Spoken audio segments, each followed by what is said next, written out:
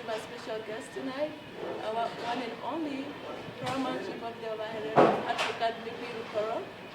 Thank you for being here with us.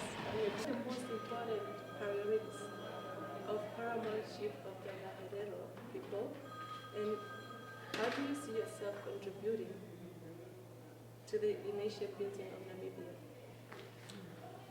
Well, I think my most important priorities is to try and see to the empowerment of the Overhead people in Namibia, so that they do reassert their dignity and pride as a people. They get economically empowered as a nation, and that the Namibian government also proceed to the next step to recognize and gazette all our traditional leaders, from senior traditional councillors to councillors in the various localities that they actually reside, which has not happened since 2006. The other important priority is for us to see to it that we do accept it, we get accepted by the German government as a significant stakeholder in the whole issue of genocide negotiations between themselves, our government, and ourselves. We simply refuse to accept the situation that the question of reparations should be a matter between the two governments. As far as we are concerned, it cannot be about us but without us. And therefore, we see that as a matter of priority, that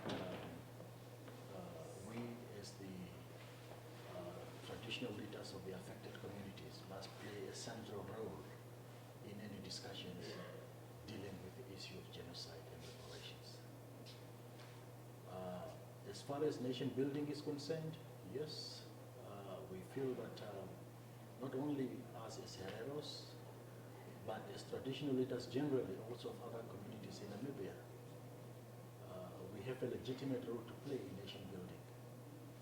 And that is also the role that is foreseen by the Namibian Constitution, that traditional leaders must serve a sounding board to our president, and also as people who must serve to advise the president on matters of national development.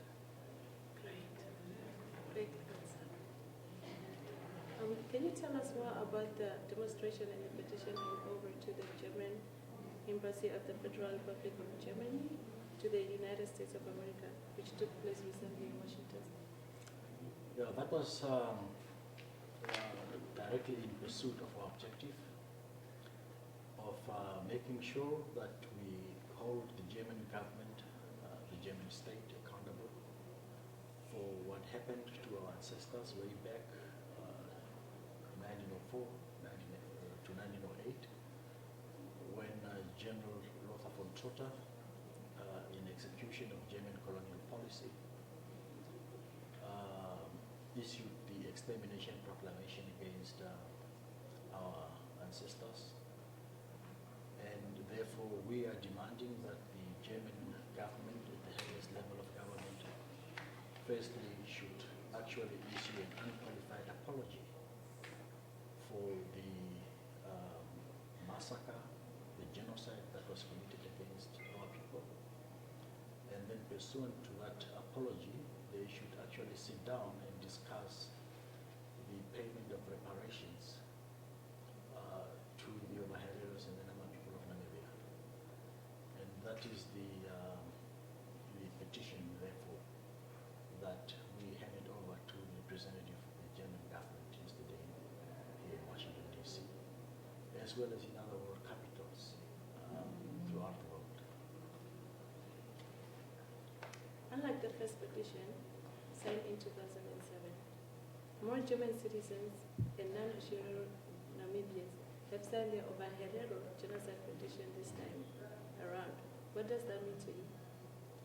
Well, that has special significance in the sense that our cause is being supported by non-Herero people, non-Herero Namibians, but more importantly, by German nationals themselves, both in Germany and elsewhere in the world, that they are showing solidarity with our cause, and therefore are also accepting the legitimacy of our cause, and therefore calling upon their own government to recognize the historic responsibility, the moral responsibility, and the legitimacy of our cause, and that they must own up. Is there a close working relationship between your Herero Council leadership and the traditional leadership in Namibia to the issue of genocide? Yes, indeed.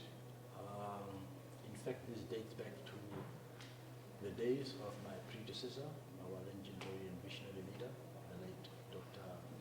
Rukoro, who saw the need and the wisdom of not only pursuing this case of the demand for reparations by the Hereros by themselves, but who actually reached out to the Nama leadership, for instance, and then sought the solidarity of the Nama people and the Nama leadership, for instance, under the leadership of Chief Fredericks. And as we speak now,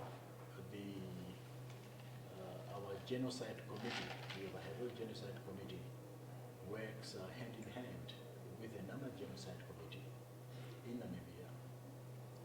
And in fact, they have a joint structure which pursue this whole matter together in Namibia. And we also work together with other traditional authorities on matters of a traditional nature, and they also, therefore, have decided to support our cause in this regard. With the Herero people under your leadership, filed another lawsuit against the German companies who benefited from slave labor of the Herero and other Namibian people in U.S. courts? Well, we are not at this point in time anticipating to file a lawsuit of that nature, but it's not something that we are ruling out in future. Since the birth of our nation 25 years ago, the issue of the Herero genocide has not received the highest attention it deserves from the Namibian government. Notwithstanding the resolution passed by the Namibian Parliament, do you expect it to receive better attention from Hake's government? I am hopeful that with the new president, President Rukoro, that there's every reason to hope that he will possibly see the wisdom, if not the necessity, for a fresh approach to this particular issue, and the need to take an inclusive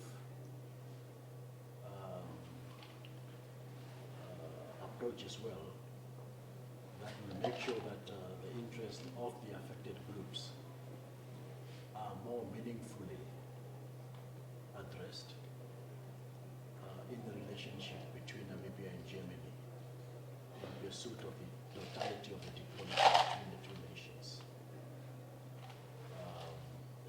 certainly when I see the President very shortly, I will convey our own wishes and feelings in this regard very clearly. That the way we see things is that our people must become direct participants in the process and not be spectators in the process. What is the main reason of your visit to the US? And what do you expect from the growing Ovaherero community in the US? Well, the main purpose of my visit really was to touch base with our people in the diaspora, to brief them on what's happening in Namibia, and to share with them my vision as a new leader of the Ovaherero people on where I want to take our people, the journey that I'm crafting for these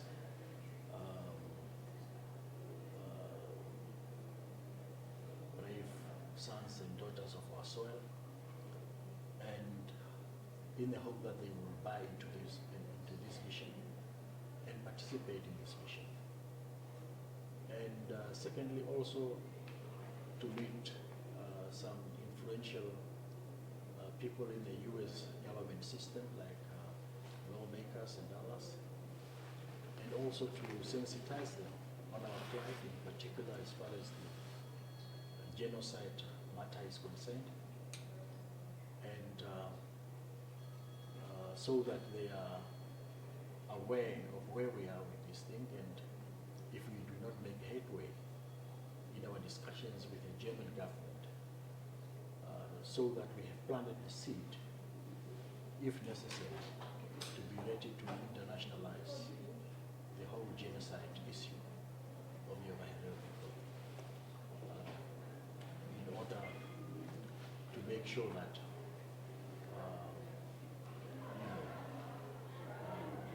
it receives the attention that it deserves at the international platform. Did the former president of Germany had consultations with the Ovaherero community during his visit in Namibia? No, none. From my research, it appears that overwhelming Ovaherero communities in Namibia, Botswana, South Africa, USA, Canada, and the United Kingdom all recognizes you as the Paramount chief. In the face of this support, is it your position that the government of Namibia will be forced to recognize you as one at one point?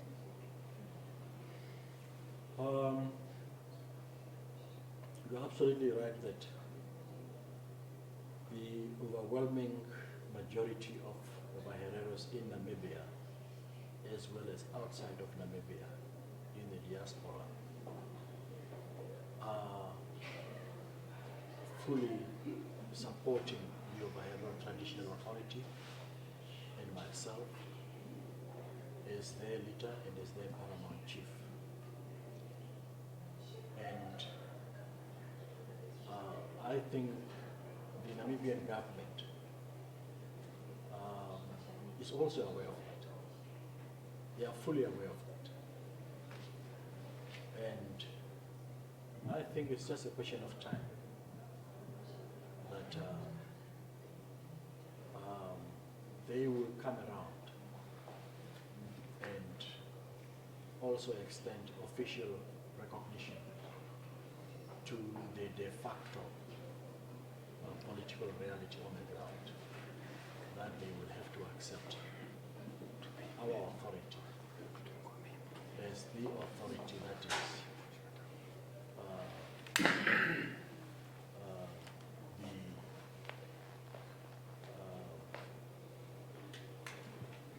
the overwhelming, that enjoys the overwhelming support of the Ovaherero people in Namibia, and that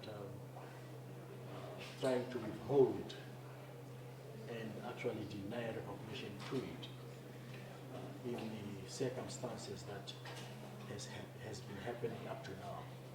It is actually a travesty of justice and against all democratic principles as we know it in terms of our constitution. Thank you so much, Mr. Chief. It was nice meeting you. It's a pleasure talking to you.